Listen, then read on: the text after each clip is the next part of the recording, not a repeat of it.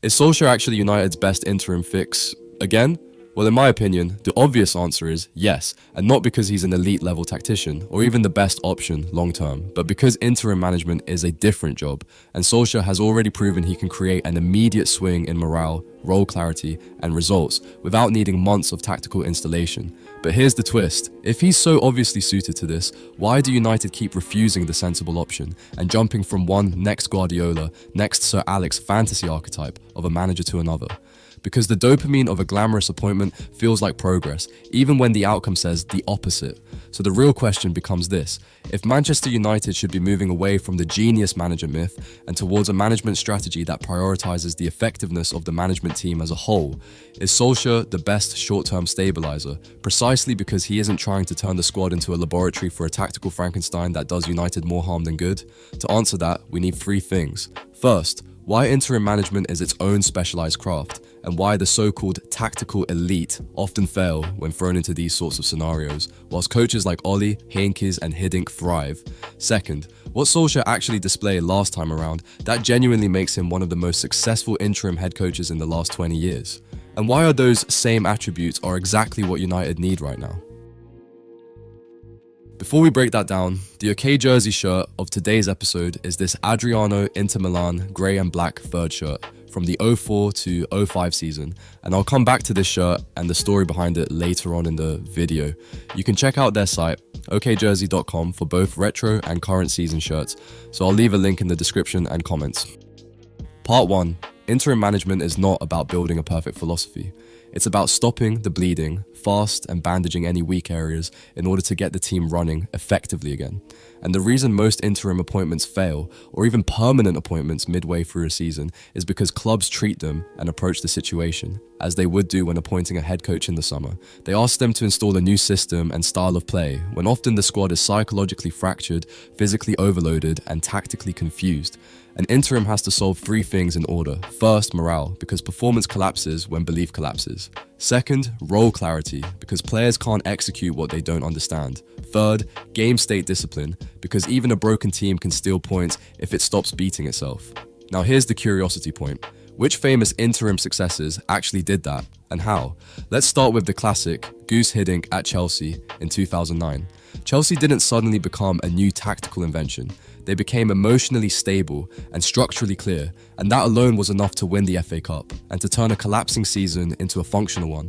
It was the same idea when he returned in 2015 to 16. The job wasn't to revolutionize Chelsea, it was to calm the environment, lift the dressing room, and stop the self-destruction spiral. Now look at Jupp Heynckes. In 2009, Bayern were at risk of missing the Champions League places, and Heynckes comes in, wins 4, draws 1, and the mission is achieved. No theatre, no project, just competence, authority, and simplification. And in 2017, when Bayern needed stability again, they called the same type of figure, not because he was the future, but because he was a stabilizer who understood the club, the pressure, and the immediate priorities. This is the interim archetype that works, not the revolutionary, the stabilizer with leverage. And now, the most dangerous question: why do some interims accidentally become elite permanent solutions? That's Hansi Flick. He comes in at Bayern in November 2019, the message simplifies, the squad responds, and suddenly the interim is not an interim anymore because the team becomes a machine. But here's the key: Flick didn't win because he arrived with a fashionable manifesto. He won because he created instant clarity, and then in his best interim spell that matches this pattern. And why does it matter more now than it did then? Part 2. Here's the biggest misconception about Solskjaer. People like to label his tactical identity as purely vibes or overly reliant on a counter-attacking style. That's just lazy analysis. What he actually was, at his best, was a flexibility-first coach who prioritized player comfort, attacking freedom, and emotional momentum over a specific personnel tactical identity and the ego pump that often comes with that, and instead used counter-attacking as a weapon against specific teams, such as Manchester City or PSG, who would control possession in those specific games. Sitting off and counter-attacking was not his full tactical identity by any stretch, and if you want proof that this matters, look at the interim run in 2018-19. The immediate change wasn't a new tactical textbook, it was that players started playing like they had permission again. Tempo rises, risk-taking returns, attackers run harder, and the entire team looks like it has oxygen. That's not aesthetics, that's psychology. And psychology is an interim manager's primary currency. Now let's get specific, because trust comes from specifics. Solskjaer's best interim skill is this. He gets to a functional baseline quickly by removing unnecessary constraints. He simplifies instructions, uses a familiar structure, and gives the attacking players flexible reference points in roles that are well suited to their skill sets. In Football Manager language, it's less about forcing everyone into a rigid duty map and more about creating a front line where roles can blend, a wide forward who can behave like an inside forward, a number 10 who can oscillate between an advanced playmaker and a free role, and a midfield that focuses on security first, before creativity. And here's the curiosity turn. Why do project managers fail at United while this approach can succeed? Because United is not a clean room environment. The Premier League is too fast, too physically demanding, and too tactically adaptive for a coach to install a fragile system mid-season, especially when the squad is already confused. This is exactly why the fantasy appointment is dangerous. A coach arrives with the aesthetic of genius, the interviews are sharp, the concepts sound modern, the fan base gets the dopamine hit, but the first real problem appears. Injuries, a rough week, a media storm, and suddenly that theoretical system needs emotional management, squad profiling, and adaptability. And that's where the skill set gap kills you. Solskjaer is not elite at micro-tactical invention, but he is elite at keeping morale high and managing individual confidence, and that is why he got average players to perform near their ceiling. Players who looked lost under more rigid regimes. Now, bring in the comparisons. Tuchel at Chelsea in 2021 is the best example of a mid-season clarity flip at the elite level. He didn't need a year to prove competence because he gave the team a simple structure they could execute immediately, and the structure protected them. Zidane at Real Madrid in 2016, same story. The dressing room believed, roles simplified, and the squad's natural quality started expressing itself again. And that is what United need right now. Not reinvention, expression. But here's the next question. If Solskjaer is the stabilizer, what is the purpose of the interim period? Because if the club uses it like a waiting room, they've learned nothing. So what should United actually do from the day Solskjaer walks in to make the summer decisions smarter than the last two? Part 3. The interim period should be treated like a data collection window. Not just performance data, squad shaping data, because the biggest advantage an interim can give you is not only points, it's information. And the reason this matters is because United keep arriving at summer windows blind. They don't know which young players can handle senior minutes. They don't know which senior players can function in multiple roles. They don't know which profiles are missing until they've wasted money on the wrong solutions. So here's the first practical objective. Re-establish a baseline match model that's simple enough to execute immediately, but structured enough to evaluate players properly. Because if the team is tactically incoherent, you cannot assess individuals fairly. Then comes the second objective. Minutes with intention, not charity minutes, intentional minutes. If you have high upside prospects, you must give them defined roles, defined game states, and defined tests. Can they hold width? Can they protect the half space? Can they receive under pressure? Can they win duels? Can they press on triggers without collapsing the block? This is how elite clubs make summer decisions with confidence. And it's exactly where Solskjaer has an underrated edge. He tends to trust youth, he tends to protect them psychologically, and he tends to use them in roles that maximize what they do well, rather than punishing them for what they don't do yet. That matters, because a young player's early senior minutes are not just football minutes, they are identity-shaping minutes. Now the third objective, recruitment alignment. If Solskjaer steadies results and creates a functional baseline, the club can identify the permanent coach based on fit, not fantasy.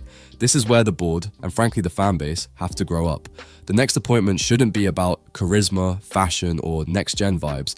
It should be about the hardest recurring game state United face. Low blocks, compact midfields, and opponents who refuse to press. Because that's where league seasons are won. You can steal a big away win with transition football, but you win titles by breaking down teams who want a 0-0. So the interim period should be used to identify, with brutal honesty, what United can and cannot do in settled possession, what patterns create chances, what patterns create turnovers, and which player profiles consistently solve problems.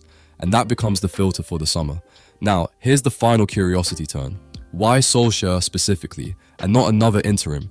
Because he checks 3 boxes at once. He has proven interim impact at United, he understands the unique pressure and media landscape, And he is credible enough to stabilize a dressing room without needing to dominate it. That's the Heynckes archetype. That's the Hiddink archetype. And in the right context, it can even become the Flick archetype. Not because it will, but because interim stability sometimes unlocks a level that the chaos was hiding. And yes, there is still debate here. If the squad is fundamentally mismatched, no interim can fully fix that. If recruitment is incoherent, no manager can solve it alone. But United don't need perfection right now. They need competence, calm, points, and information. And Solskjaer is still one of the best bets in football for exactly that job. So the real question isn't, is Solskjaer the long-term answer? The real question is, do United finally want to make a smart decision before the summer forces them into another fantasy? Because if they get the interim wrong, they don't just lose months. They lose the ability to learn. And that is what keeps repeating. So yes, Solskjaer might be the best interim fix again. Not because it's romantic, but because it's logical. So, let me know if you agreed with my analysis on Solskjaer as Manchester United interim manager. But before I finish, let's go back to the OK jersey of today's video, this Adriano 04-05 grey Inter Milan third shirt. Because that shirt is iconic for a reason. The 04-05 season was the absolute peak version of Adriano as a footballing force. Not just in terms of output, but also when it came to the combination of physicality and athleticism. At Inter, Adriano wasn't a traditional target man, and he wasn't a pure poacher either. He functioned as an advanced channel running forward, before football really had the language for it. In Inter's system, often built around a 4-3-1-2 diamond, Adriano was the central reference point, capable of doing 3 jobs at once. He could pin centre-backs with sheer physicality, receive with his back to goal and hold defenders off, then either spin or lay the ball off. He could attack space in transition like a freight train, carrying the ball 30, 40 yards with defenders bouncing off him. And crucially, he could end attacks himself from distance, with that left foot that felt more like a weapon than a technique.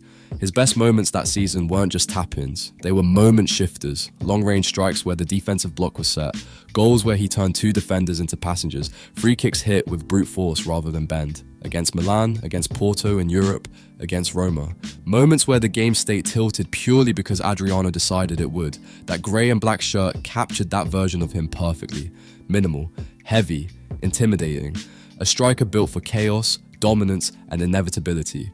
And for that brief period, no forward in Europe felt harder to stop. So if you do want to check out the Adriano shirt, as well as any other retro or current season shirts, go over to okjersey.com, where if you spend over $50, you can get free shipping. If you use code Atlantis at checkout, you'll also get a discount.